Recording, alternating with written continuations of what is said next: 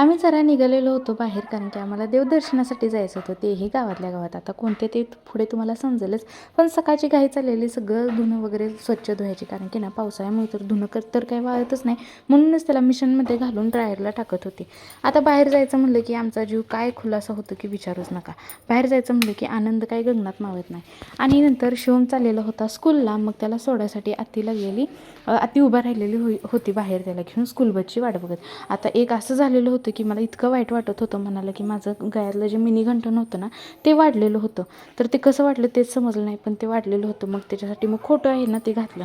आणि काल जो ताईंचा ब्लाऊज होता कटोरीचा, तो आज शिवून झालेला होता. तोच म्हटलं तुमच्यासोबत सुद्धा शेअर करावा. आणि जे हे बाकीचे ब्लाऊज होते ना, वर्कमध्ये होते किंवा जे बिना वर्कचे होते, काठपदरचे होते, ते सगळे आज शिवायचे होते. आणि त्याला कटिंग वगैरे करून घेतलं. एकदा कटिंग करून घेतलं की परत मग जास्त लोड येत नाही. कटिंग करून घेतलं एकदा मशीनवर बसलं की मग पटापट सगळे ब्लाऊज शिवून होतात.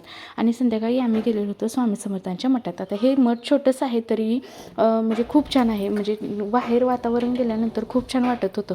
आता कृष्णाचं तर लक्ष सगळीकडे होतं. आता हे जे कुत्रं आहे ना, तर ते आपल्याच घरात आलेलं आहे. आपण तर काय ह्याला पाळलेलं नाही, फक्त एकदा भाकरी घातली त्याच्यानंतर तो आपल्याच घरात राहतोय, असं झालं त्याचं काम. मग तो आमच्याबरोबर तिकडे आलेला होता. मग तिकडे आल्यानंतर तिथल्या एका ताईंनी ना त्याला चपाती वगैरे दिली, म्हणजे जो नैवेद्य होता ना तर तो त्याला दिलेला होता.